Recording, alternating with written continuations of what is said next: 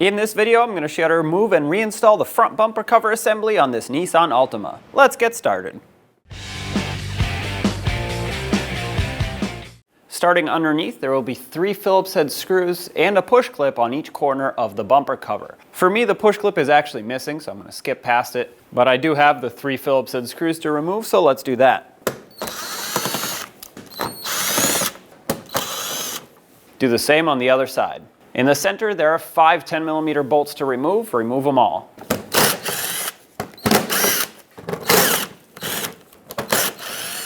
Now from the side, you can pull the bumper away a little bit and take the splash shield and move it away from behind the bumper.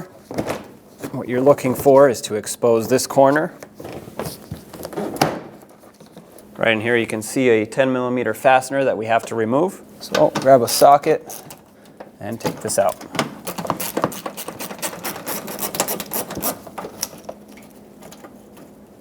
There it is. Now you'll be able to take the bumper cover on the corner and pop it out of its retainer. Now you can pull on the bumper cover enough to access the turn signal / marker light bulb. And if your vehicle has fog lights, that would be connected to something as well. But this one does not, so all I have to do is grab onto this, and I was going to unplug it, but it looks like the bulb just wants to come out with the socket, which is okay. I'm going to just take it out that way. And this, because it's not actually connected to anything, this is just a cap, I'm going to pry it and pop it out of its retainer. And right down here, there's still one more retainer holding on this harness. You can use a trim tool to help you pry it out.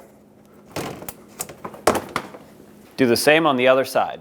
Under the hood, there's a cover here for the radiator support, and it's got a bunch of push clips that go all the way around. I'm going to remove all of them and then pull the cover off. Just start on one end and work your way towards the other side. Use a trim tool, pop out the center, and then the rest of the push clip.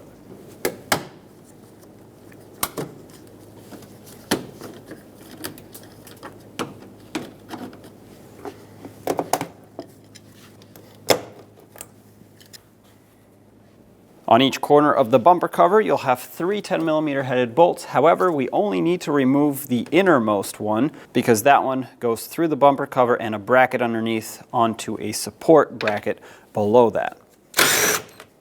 Do the same on the other side. I'm going to pop off the washer tank filler neck from the bumper cover assembly.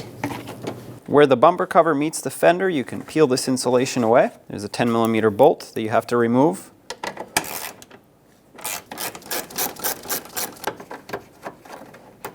And with this bolt removed, you can pull this bracket away. And that will allow you to pull the bumper cover away off the fender. Now you can grab the bumper cover and pull it away.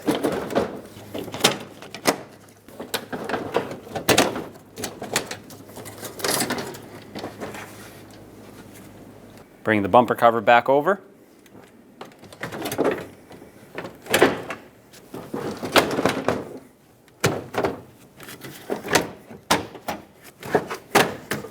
Make sure it lines up everywhere. On the corner of the bumper cover at the top, reinstall the bolt that you took out at the beginning that secures the bumper cover and the bracket underneath to the support. Make sure that's nice and snug. Do the same on the other side. Let's reinstall the upper radiator support cover and reinstall all the push clips that held this on.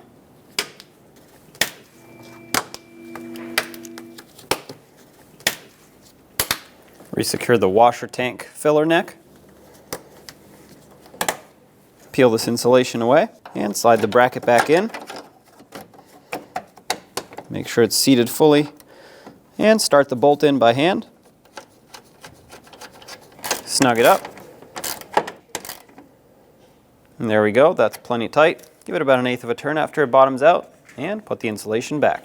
Before you clip the bumper cover on, resecure the turn signal bulb. Turn it clockwise to lock it in. And resecure this connector onto its retainer.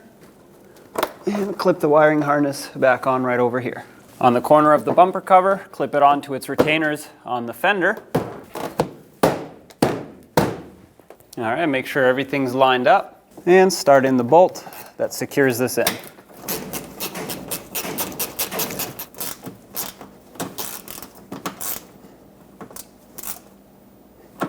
Tuck the fender liner back behind the bumper.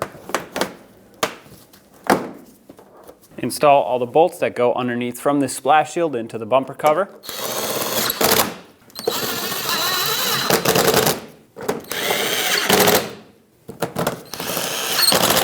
And reinstall the 3 Phillips head screws on the corner of the bumper cover.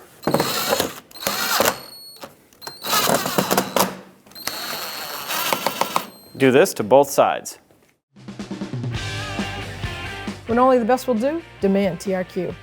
The only company that lets you view before you do. TRQ is committed to offering the highest quality aftermarket auto parts that are engineered for peace of mind.